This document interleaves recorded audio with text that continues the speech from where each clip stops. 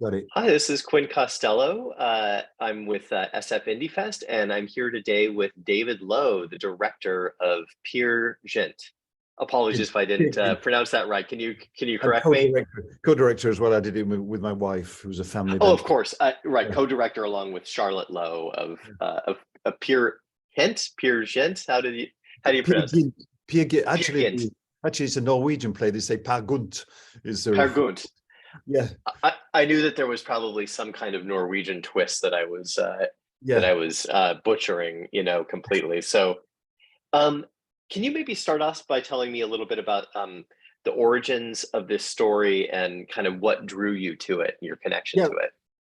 Actually, I was reading it. We did a first film where we did the music of Prokofiev. We wanted to present classical music in an entertaining way to people, Hmm. and then we were looking for a second film to do. And I read the diaries of Tarkovsky, and he said he always wanted to do Peer Gynt. So in a completely vain way, I said, he died before he could do it. So I thought I'd do it. So and what's more, it was written a couple of hundred years ago, or 150 years ago, so there's no royalties to pay. And the music as well, we could use the music without royalties because it was composed 150 years ago as well. So, because it's independent cinema, it always makes me laugh when I see Sundance as independent films, but really those films are just made with $1 million budget or $2 million budget or something, and they call it independent cinema. We made it on a shoestring. And not even Uh, a shoestring. When your shoelace breaks and you get a piece of string, and right, that's what you made it on. Yeah. Well, that's I what we mean, made it on. those are the kind of movies we like to highlight Yeah. at Indie Fest. You know what I mean? And we moved And heaven and earth to make the thing. When I yeah. when I look at it now, I think why, where did I get the energy from to do all that and to convince people and to lie to people? You know, Well, let's get into that a little bit. Can you kind of talk about like how you set out to do it? I mean, it's really ambitious. There's a lot going on.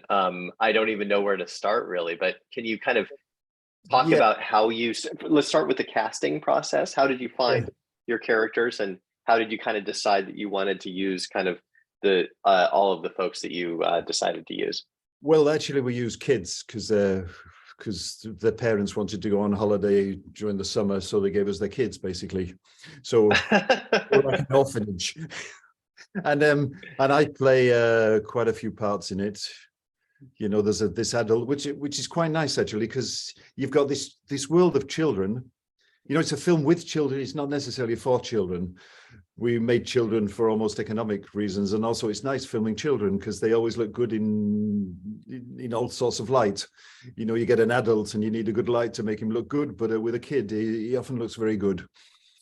And actually the character Peer Gynt, he's actually my son who had the lead part in the first film, and I noticed that he was always, his imagination was always running away with him. He's making up stories in his head. He's fighting these demons in the forest and everything.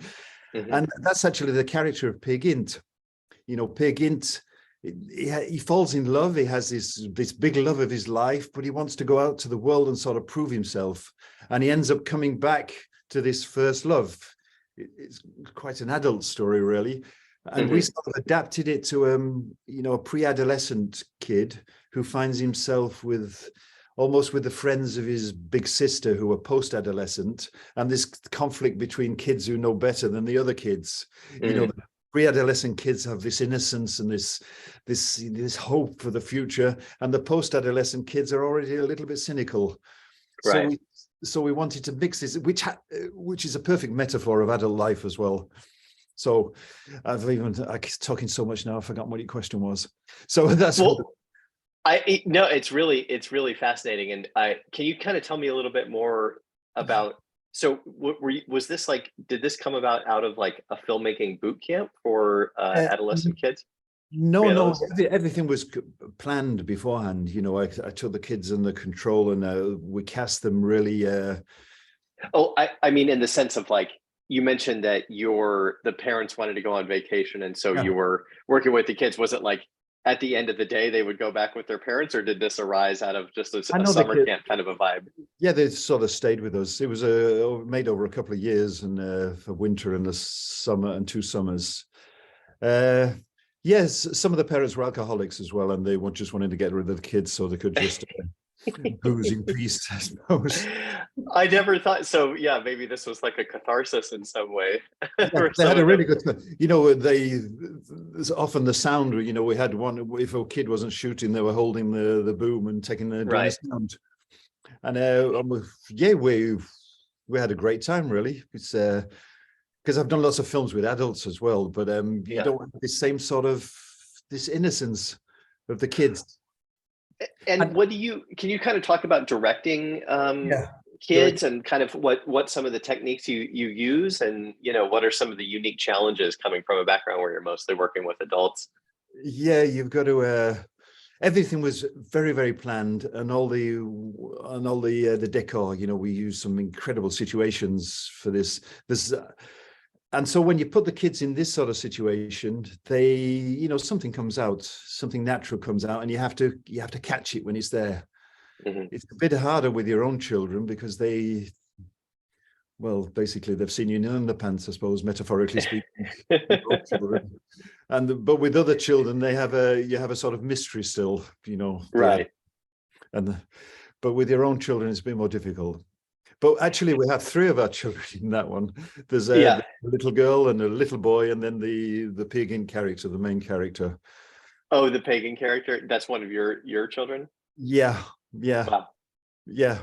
But because you notice the Decker we filmed in a chateau, in this incredible chateau, the Chateau de Breteuil in France, and then we found this. We knew this man Laurent Dupré, who knows all these crazy people. We tend to attract crazy people, and Hmm.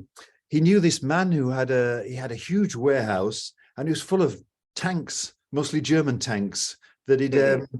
he was a 90-year-old man who was.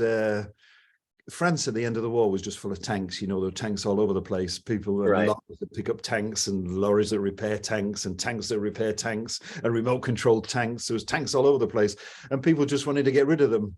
So this crazy man collected all these tanks and stuck them in a huge warehouse. And then he went to the town authorities and said, "I'd like to open a museum." And instead of the town saying, "Yeah, well, let's open a museum. That's great. You've got a beautiful collection," they just gave his name to the tax authorities and got him taxed for all these tanks because they're worth a fortune. Yeah. And It so he moved off to Belgium. So actually, we were the cause of the biggest movement of tanks going from France to Belgium since the Second World War. Wow. That's a very auspicious for a film. And Yeah. it feels like a lot of this film was kind of like, I mean, you had this kind of folk story as source material, but that Yeah. you were working a lot with what was available, in the sense of kind Yeah. of building the ideas for the film Yeah. around what resources you had. Is that true? And Yeah, it's very can much based. We find out where we can do it, and then we sort of adapt it to because this was the kingdom of the trolls. They're supposed to go Mhm, to the underworld in this strange kingdom where they have the trolls. The sort of it's very Norwegian culture. They're like mhm, goblins or something. But we put him into the king of the trolls was a man who collects tanks, and mhm, his daughter is the daughter, of the man who collects tanks, and yeah, and that's a sort of underworld place. People who collect military stuff. They're a little bit strange, aren't they? Actually, yeah, our man who collected all these tanks, he was also a vegetarian. So he's got this yeah. huge. And we filmed one of the scenes with a pig's head. The daughter of the king of the trolls. She dances mysteriously. So we went to the butcher and got a pig's head. You can buy a pig's head. And we filmed for a couple of days in this place, which was very hot, and it started to stink after a while, the pig's head. Yeah, And the vegetarian used to come in and yeah. wonder what was happening in his place. So yeah, all sorts of little stories like that. And you don't come originally from a filmmaking background, right? Can you kind of tell me No, about what was your first career yeah. before Well, uh, my dad your was a previous shoe career? repairer. My dad was a Pardon shoe, me? my dad was a shoe repairer in the north of England. Yes. When, and then he always told me that you're going to go to Oxford. and study and go to Oxford. And I had huge glasses and lots of spots. So I really studied very hard because I didn't have any girlfriends. And my dad died. And 2 weeks later, I had the exam to go to Oxford, and I got accepted to go to Oxford. And and then I studied physics and philosophy at Oxford. Then I did a PhD at the Royal Naval College in radiation dosimetry. And then I worked at the cancer hospital for a couple of years. And then I started going to clown workshops. And I became a clown and joined a circus and theatre. I went to France and did a lot of TV work and acting. And now we've come to America. We got famous in France and then came to America where we're completely unknown. And so now, are there aspects of your kind of previous life in the sciences that you carry over to your filmmaking? Yeah, because in the sciences, I was looking for truth, truth and beauty. And I used to think that science was more precise, so we could find truth and beauty in science. I could find who I am and what I'm doing here, your place in the universe. And then I started, going to theatre and looking at art. And I realized that gave me some idea of truth as well. And now I sort of have a mixture of science and art as two aspects of truth. That sounds very pompous, doesn't it? Well, no, I think it's this really very kind of playful and experimental style that you've developed for this film, and I think it's really interesting. You can definitely see that there's a lot of kind of open-heartedness towards the process of filmmaking. And this because I wanted to present the music as well. It's a sort of long video clip almost. And we're very respectful to the music. I don't cut it up. I want the whole thing to be shown. So sometimes you've got a classical music piece of 3-4 minutes, and you've got to, keep it going. You've got to have the hooks all over the place to keep the people interested. But I felt it I wanted people, I love classical music. I love music, but I love classical music. And I wanted people, you listen to a classical symphony and you're really transformed afterwards. You changed in some, even saying this, I've got little goose pimples on the back of my head. There's something happens when you listen to a great piece of music. And I want people to listen, I want kids to listen to a Sibelius symphony or whatever, a Mahler symphony, and become excited and just understand something which we can't really put into words. And the music of Grieg for Ibsen was, some of the music is really beautiful. And I just, sorry. Did you work with a composer on this piece, or was it all pulled from classical compositions? It's all classical composition. It's the theatrical music, because Ibsen actually talked to Grieg and said, I've written this play and it's impossible to put on. Can you put lots of music on, fill up this bit and cut out that bit because it's a bit boring. They have a really human conversation where they are quite modest about the works. And so we basically followed their correspondence. And but there is a sort of rock band in the middle, just to show kids that we're not stupid. How did you find the rock band, and how did you tell me about doing that scene? Yeah, I used to be in a theatre company in England, and we used to follow rock groups around. We used to do a sort of abstract expressionist theatre, and we used to follow a pop star. We used to do the first half of a rock concert. And then we realized that the rock stars, they used to have better changing rooms than us. So we decided to form a band. And I left the band for a while, but the director of the theatre company became a rock manager, and he managed a few famous groups, and this was one of them. So they were touring in France, and they came over, and I asked them if we could do a clip. They didn't realize what was going on, really. I was curious about how much you were sharing with the people who were in the film about the broad scope, or were you kind of keeping things, more partitioned and just kind of letting people's natural reactions to the craziness and the chaos kind of come out? Yeah, they don't realize what's, the whole scheme of the thing. Yeah, there was, as I said, the man who found us a lot of the sets, he was quite crazy. He's actually living in Miami now, and we know him really well. It's such an interesting guy. I was going to say, I'm becoming American, speaking American. He's such an interesting man, and he sort of attracts all these I shouldn't say eccentric people, I should say. you know, like the man like German tanks, and he also knew the man who had the chateau, the Duc de Breteuil, you know, a real duke. And we asked him if we could film in his place. Actually, we first said we were going to film just outside, but we did a few shots inside without telling him. And then he had this crazy house as well. We had a crazy house, and he had a crazy house. So sometimes it's in his house, and sometimes it's in our house. And we just lived off. They call this craziness, but it's not crazy really. It's a sort of eccentricity. It's a way of, you know, living in art. They live their art, these people. And that's what we try to do. That's why we show our life, because I want my life to be a work of art.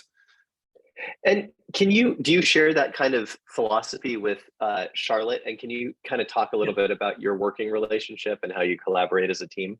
Yeah, I think, you know, the man and the woman is a sort of complementary relationship, and we have different ways of looking at things. And in order to have a whole view, you know, a globally universal view of art and life and everything, you need the two aspects. So we work in very much a complementary way, because sometimes I'm listening to a piece of music and my wife would say, that's very masculine. I know in this age we can't really say this sort of thing, can we? Can we say this sort of thing? But you know, sometimes it's really bombastic and virile and masculine. That's the only word I for it. But she sort of brings up the feminine side. You know, as a scientist, I think of straight lines and curves. You know, we're all a mixture of straight lines and curves. And you know, and curves are really lots and lots of straight lines, all very, very small mixed together. So this film is full of straight lines and curves, and we want to make a beautiful sort of spherical thing. It's kind of wonderful when you have a collaborator who can kind of complement you in that way and kind of bring out, you know, you're both kind of sharpening each other in that way. That you know, it could have been with a man, but it happens to be my wife, and it was with a woman. You know, and I think, you know, anyone that's made a film knows that it's a hell of a lot of work, right? And so just having somebody to check in with, you know, and nobody is better at kind of instilling humility than your significant other sometimes, you know, where it's like somebody to kind of bounce ideas off of and everything can be really, really helpful. And of course, I edited the thing as well, so and it's taken me years and years, because I was working on the television at the same time. I was actually the Bill Nye for the French. I was doing this Mythbuster type program. Oh, really? Which made things a little easier to get permission to film in places, because they'd see me on the TV, so they think I'm Hollywood or something. But really, as I said, shoestring. So speaking of Hollywood, can you kind of take us on this next part of your filmmaking journey and tell me a little bit about what's next for you? Yeah, well, actually, I'm with my daughter's become a jazz singer. You know, she's singing with a band at Pips and Brea, you know, a band of 70-year-old black musicians who are really, really good. And she's singing with other musicians now. She's just been on a photo shoot with Bruce Weber, who, you know, he did the film about Chet Baker, Let's Get Lost.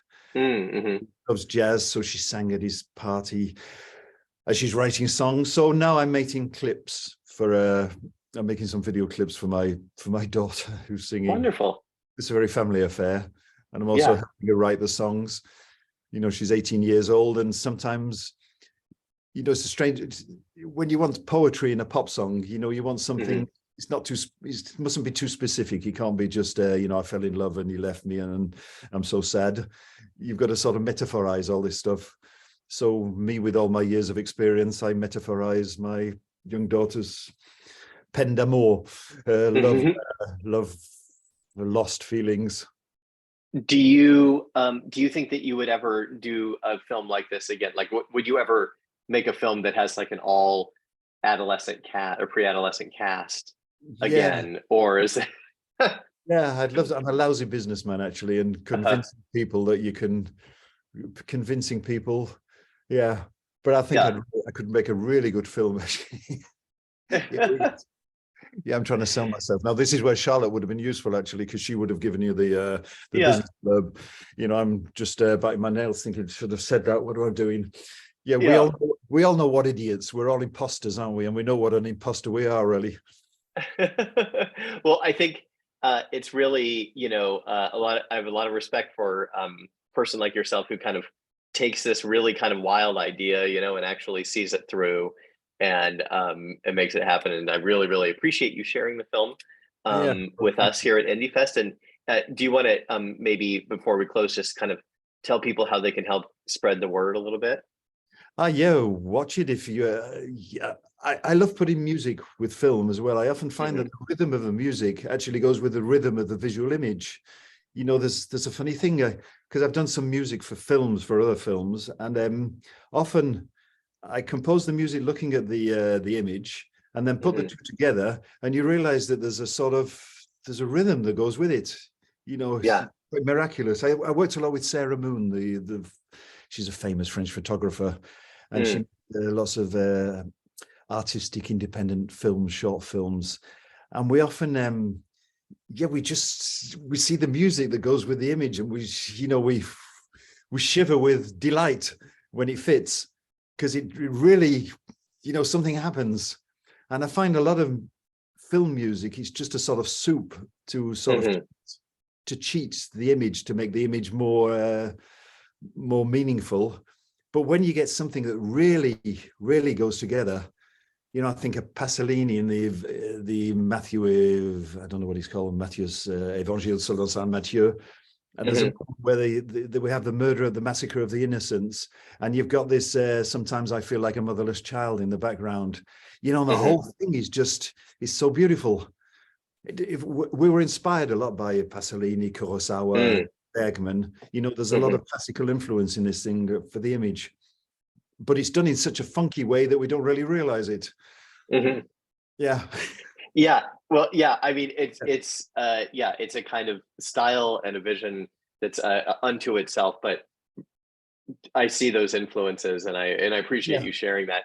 Yeah, because this is a language, it's cinema language, and we have to learn from these great masters. The Kurosawa film, the English have just made an adaptation of the film, where the man realizes, the civil servant realizes he's got cancer, and he starts to live. It's called Living, and they've just made a sort of. It's not bad as a version, but it's a bit sentimental. It's not as good as a Kurosawa one. Yeah. Yeah. It's hard. It's hard to make something as good as a Kurosawa, but it's definitely something to aim for. There's something to aim for. We got to use his languages. Yeah. Yes, Well, when I was filming in the woods, there's a lot of walking around in woods, and we watched Rashomon, where there's lots of walk with this sort of rhythm, which sounds like Ravel's bolero. Yeah. And was this kind of were you developing this kind of were you sharing a lot of these pieces of inspiration with the kids? I'm sure a lot of them were seeing this stuff for the first time and stuff. So was this part of kind of the educational experience for the people working in the film? We introduced them to the music, and I introduced them to the influences, and showed them, just to broaden to educate them. That's what we call education. Yeah. And what did you learn from them?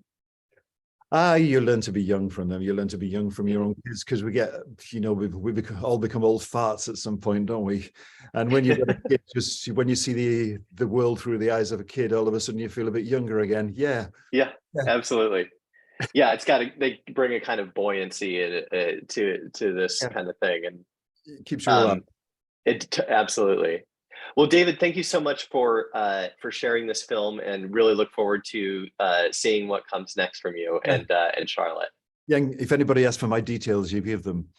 Absolutely. All right. Have a wonderful afternoon. Yeah, thank you. Thank you. Bye.